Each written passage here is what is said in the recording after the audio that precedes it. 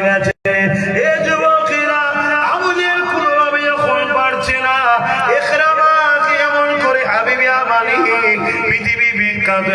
জাদুঘর ছিল, তাকে ভাড়া করে নিয়ে এসেছে মুহাম্মদ রাসূলুল্লাহকে হারাবে বলে।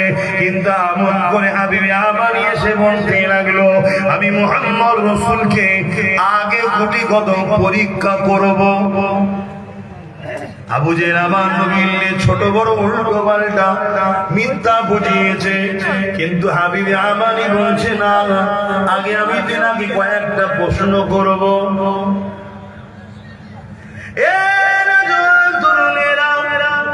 আল্লাহ নবীকে এমন করে আবু জেহেল আমার নবী পাকের কাছে হাবিবে আমানিকে নিয়ে যাওয়া হলো।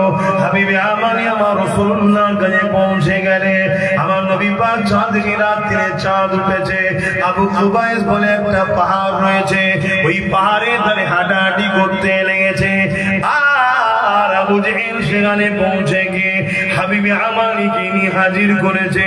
হাবিবে আমানিকে বলতে লেগেছে, হাবিবে আমানির দিকে লক্ষ্য করে আবু জেহেল আমার রাসূলকে বলতে লেগেছে, হে আব্দুল্লাহর বেটা মুহাম্মদ সাল্লাল্লাহু আলাইহি ওয়াসাল্লাম, ইনি আপনার সঙ্গে কিছু কথা বলবে।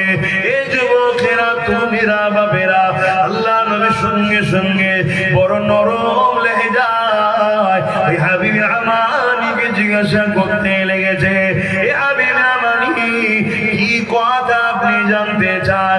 হাবিবে আমানি বলতে লেগেছে, আপনি নাকি নবী দাবি করেছে। আল্লাহ নবী বললেন, আমি নবী দাবি করিনি, আমার আল্লাহ আমাকে নবী রাসূল করে পাঠিয়েছে। এই সময় হাবিবে আমানি বলতে লাগলো, হাবিবে আমানি বলতে লাগলো, আপনি যদি নবী হন তাহলে কিছু আপনি মুজিজা দেখান। এ যুবকেরা সেই সময়তে অমুসলিমরাও জানতো নবীজি হবে, তার দ্বারা মুজিজা হবে।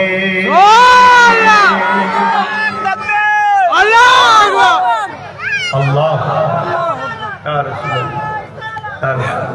আজকের মুসলিম দাবিদাররাও আমার নবীর মুজিজা মানতে চাইছে না, এই জন্যই তো আমাদের উপরে এত আযাব হচ্ছে।